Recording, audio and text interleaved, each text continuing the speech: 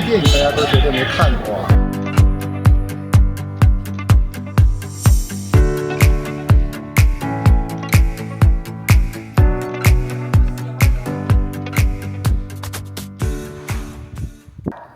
早上好呀，朋友们！这只西高地是酒店老板养的小狗，名字叫苏游，性格开朗活泼，非常的可爱。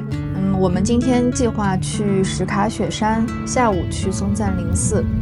什卡在藏语中的意思是有马路的山。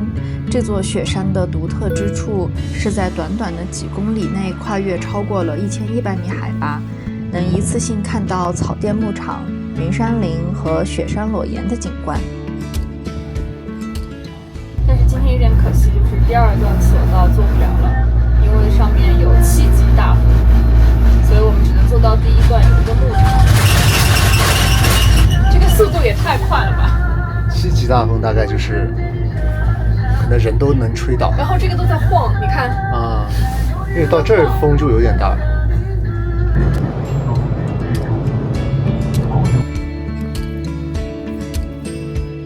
现在来到了位于海拔3800米的纳亚清波牧场。因为7级大风，缆车只能运行到中段，也就是这个牧场。如果天气好的时候，是可以登顶去看梅里雪山和玉龙雪山的。这个牧场大约在海拔4000米左右，是高山草甸和雪山之间的一段过渡地带，倒是没有想象中的壮阔，是一种更贴近自然的温柔。小狗在草地上跑得可欢实了，它好像也不太在意有没有登顶，对它来说，这一片风，这一片旷野就已经足够快乐了。因为景区不大，也没有更多可以玩的，我们很快就从什卡雪山下来了。下山之后去了松赞林寺，买了2个人的票。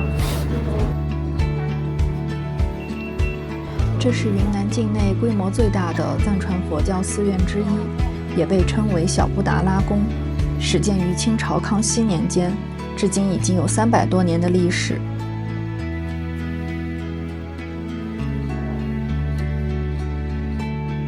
整座寺庙依山而建，白墙金顶，在高原的阳光下显得格外庄重。风里有酥油的味道，天上飞过一群群的红嘴山鸦，它们并不属于寺庙，却年复一年地停留在这里，为这座寺庙增添了些许神秘的气氛。傍晚返回到独克宗，吃晚饭，逛逛古城。这个是瓦猫，哇，上面是只真的大牦牛。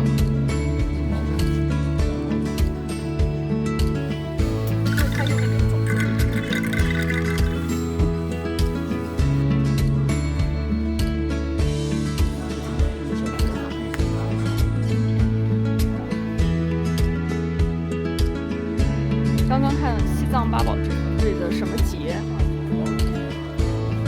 它其实是一个这个英文写的这个译名，一点都是会的。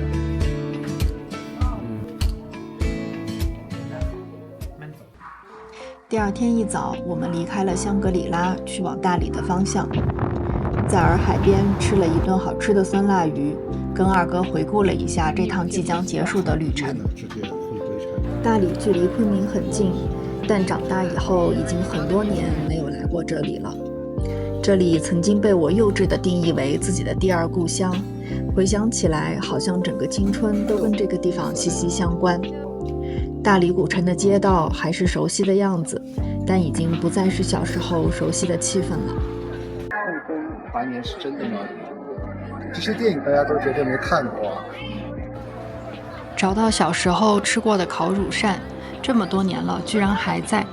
把乳扇摊在炭火上轻轻一烤，刷一层玫瑰糖，趁热卷在竹签上，浓郁的奶香混合着玫瑰的甜。试一下这个已经迭代了多少年的这个烤乳扇啊！离开大理，本该返回昆明的，却总觉得兴致未尽。自驾的妙处就在于行程可以随时改变，于是临时定下了一间酒店，绕行至洱源，让这段旅程结束在温泉里吧。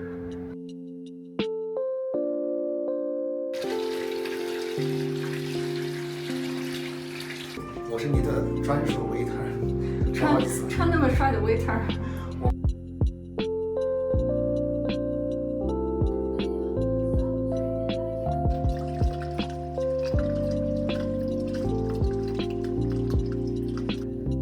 这一段颠簸的旅程到这里就结束了，路牌在身后倒退，从日照金山的震撼回归到烟火人间的平时，从海拔4000米的高原一路扎进氤氲的地热温泉。原本以为带走的是满满的素材，后来才发现最难忘的其实是那些看上去没有意义的瞬间，是车穿半降时涌进来的草木香，是云朵阴影投射在山峦时的明暗变幻。景色终究会相遇的，但那一刻的心境无可复制。最值得纪念的其实是那个看风景时眼神清澈步履不停的我们。拜拜喽，朋友们，下次旅程见。